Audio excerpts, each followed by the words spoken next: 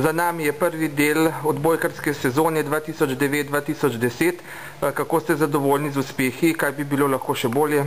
Trenerji nikoli ne smemo biti popolnoma zadovoljni z rezultati, pa vendar moram dejati, da smo pred začetkom sezone pomladili ekipo in smo rekli, da bomo zelo trdo delali. To smo tudi storili.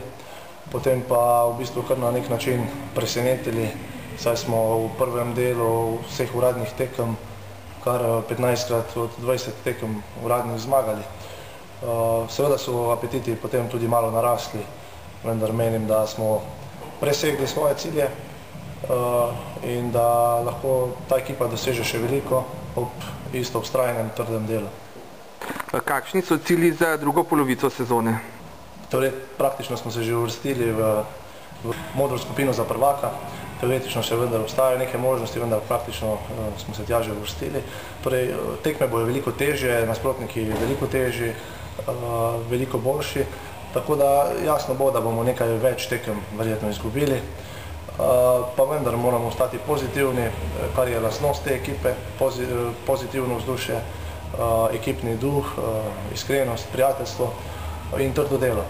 Torej, v drugem delu bomo še bolj trdo delali, poskušali presenetiti čim več nasprotnikov in se potem boriti za uvrstitev med 4, kar bi bil v bistvu že kar nek presežek te sezone, kajti zastavili smo si cilj na začetku sezone, da pridemo med 6 v ligi in med 4 v pokalu. To smo dosegli, sedaj iščemo presežke in iščemo torej nekaj več. Spogledujemo se tudi že z naslednjo sezono, tako da bomo trdo delali in ne bomo kaj veliko taktizirali, šli bomo vsako tekmo na zmago. Kako pa je z ekipo? Ostaja tudi drugo sezono ista? Torej, zdaj v drugem delu, seveda ekipa je bila izbrana na osnovi razmišljanja, da moramo biti pozitivni fantov in tako da ekipa, jaz upam, da drugi del sezone ostaja popolnoma ista. Žal je edino sprememba, da se je obnovila poškodba Mateju Kališniku, tako da se v tej priložnosti zahvalim Mateju za izjemen trud in doprinos v prvem delu sezone. Matej je krasen fant in mu želim dobro rehabilitacijo in da bi izpolnil tiste cilje, ki ga sedaj v življenju čakajo.